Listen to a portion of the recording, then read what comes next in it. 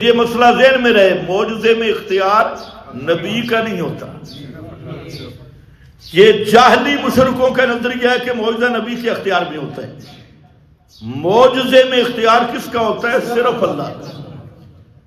پیغمبر کریم بیٹھے ہیں، پانی ختم ہو گیا، 1400 صحابہ ساتھ تھے، پیاسے ہیں، وضو کرنا ہے، غسل کی ضرورت ہے، حدیبیہ کا مقام ہے۔ تو نبی کریم علیہ السلام نے ایک برتن میں اپنا ہاتھ مبارک ڈالا اور دعا کی۔ کیا کی؟ دعا کس سے کی جاتی ہے؟ جو خود مختار کل وہ دعا کرتا ہے؟ اللہ سے مانگ رہے، آپ دعا کر رہے ہیں تو آپ کی انگلیوں سے پانی کے چشمے جاری ہو گئے۔ حدیبیہ کا کنواں بھر گیا۔ حضرت انس کہتی ہیں کہ صحابہ نے پیا، سواریوں نے پیا، وضو کیا، جن کو غسل کی ضرورت تھی غسل کیا، اور فرماتی ہیں کہ اگر 1,00,000 آدمی بھی ہوتا نا تو پانی پھر بھی ختم نہ ہوتا۔ لیکن وہی پیغمبر کریم صلی اللہ علیہ وسلم بیٹھے ہیں، نماز کا وقت آ گیا، پانی نہیں۔ حضرت عائشہ رضی اللہ تعالی عنہا کے گود مبارک میں آپ کا سر ہے، اور صدیق اکبر کو لوگوں نے شکایت لگائی کہ دیکھیں حضرت عائشہ کا ہار تلاش کیا جا رہا ہے اور پانی نہیں ہے، نماز کا وقت آ گیا، اور حضرت عائشہ کے ہار کی وجہ سے ہم سارے مشقت میں، نماز کا کیا بنے گا؟ تو حضرت صدیق اکبر حضرت عائشہ کے پاس آئے اور پیار کے رنگ میں تھوڑا ڈانٹا بھی صحیح کہ تو نے کیا کیا؟ پیغمبر کریم سوئے ہوئے تھے، حضرت عائشہ کی گود میں سر مبارک رکھ کے۔ جب آپ بیدار ہوئے تو آیت تیمم نازل ہو گئی۔ آپ سمجھے کیا ہے؟ پانی اپنے اختیار میں، اگر پانی اپنے اختیار میں ہے تو پھر صحابہ پریشان کیوں تھے؟ اور پھر نماز کا جب وقت آیا خود پیغمبر بھی پریشان ہوئے کہ پانی نہیں۔ پریشان وہی ہوتا ہے جس کی طاقت و اختیار ہو۔ نہیں، وہاں رب نے چاہا تو انگلیوں سے پانی کے چشمے جاری کر دیے، اور جہاں آیت تیمم نازل ہو رہی ہے کہ تیمم کر لو، اور تیمم تب ہو سکتا ہے کہ پانی پہ قدرت اور اختیار نہ ہو۔ اگر پانی کے استعمال پہ قادر ہو اور اختیار ہو تو پھر تو تیمم ہے ہی نہیں۔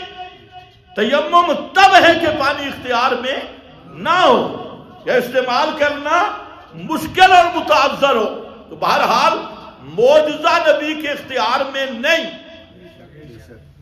ایک وہ سفر ہے مکہ سے مدینہ تک، 400-450 کلومیٹر کا، اور ایک وہ سفر ہے جو مکہ سے جنت الفردوس تک کا، جو سینکڑوں سالوں کی مسافت، بلکہ ہزاروں سالوں کی مسافت۔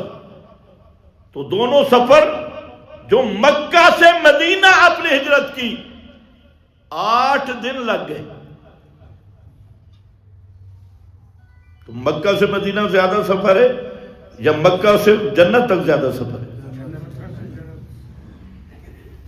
اور جو مکہ سے جنت تک کا سفر تھا اس میں کتنا عرصہ لگا؟ سبحان الذی اسریٰ بعبدہ لیلا، رات بھی پوری نہیں، رات کا بھی ایک حصہ جنت سے جاگتے ہوئے جا کے واپس تشریف لائے، اور ایک رات کہاں 8 دن، کہاں ایک رات۔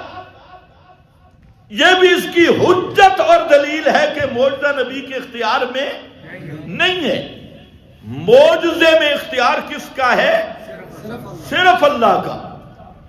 اور یہ لوگ جہاں سے انہیں دھوکہ ملا، دھوکہ لگا اور دھوکہ کھایا اور دھوکہ دیا۔ کوئی معجزہ بیان کر کے تفریح، جی دیکھو اللہ طاقتیں دے دیتا ہے، اللہ طاقتیں کسی کو بھی نہیں دیتا، معجزہ ما فوق الاسباب امر ہوتا ہے، اور اس میں نبی کا ردی جتنا اختیار بھی نہیں ہوتا، اس میں اختیار کس کا ہوتا ہے؟ صرف اللہ کا اختیار ہے۔ یہی مومن اور مشرک کا فرق ہے۔ مشرک یہی سمجھتا ہے کہ معجزہ نبی کے اختیار میں ہے۔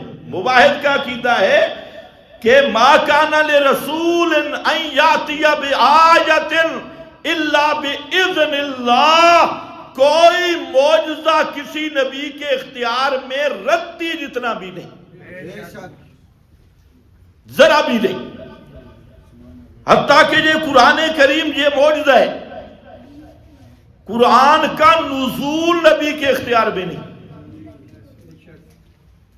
15 دن یا 18 دن وہی بند ہو گئی، پیغمبر کریم بھی پریشان، مشرکین جلوس نکال کے تالیاں بجانے والے، ہمارے سوالوں کا جواب نہیں آیا جی، اور منافقین مشرکین یہ سب دوڑے لگا رہے ہیں۔ 18 دن 15 دن تک وہی بند ہو گئی، قرآن نہیں آیا، پیغمبر کریم خود پریشان۔ اللہ نے یہی بتانا تھا کہ قرآن نبی کا معجزہ ہے، لیکن قرآن کا نزول بھی نبی کے اختیار میں نہیں۔ جبریل کو کہا، جبریل لیٹ آیا ہے، جبریل نے کہا میرا دل بھی کرتا ہے بار بار ہم، لیکن ہماری مجبوری ہے، ما نتنزل الا بامر ربک، ہم اپنے مقام سے 1 انچ جتنا بھی نزول نہیں کر سکتے تیرے رب کی اجازت کے بغیر۔ ما نتنزل الا بامر ربک، یہ عقیدہ صاف کر لو، معجزات برحق۔ ایک وہ پارٹی ہے جو معجزات کی منکر ہے، اور ایک وہ ہے جو معجزات کو نبی کا اختیار سمجھتی ہے۔ دونوں ملحد اور گمراہ ہیں۔ اہل سنت کا عقیدہ یہ ہے کہ معجزہ بھی برحق ہے، کرامت بھی برحق ہے، لیکن معجزہ میں نبی کا اختیار نہیں اور کرامت میں ولی کا اختیار نہیں۔ دونوں یہ اللہ کا فعل ہے، جب چاہے ظاہر کر دے، اور کسی کو یہ طاقت نہیں کہ جب وہ چاہے ظاہر کر دے، نہیں، وہ خود جب چاہتا ہے نبی کے وجود پہ معجزہ کو ظاہر کرتا ہے، ولی کے وجود پہ کرامت کو ظاہر کرتا ہے۔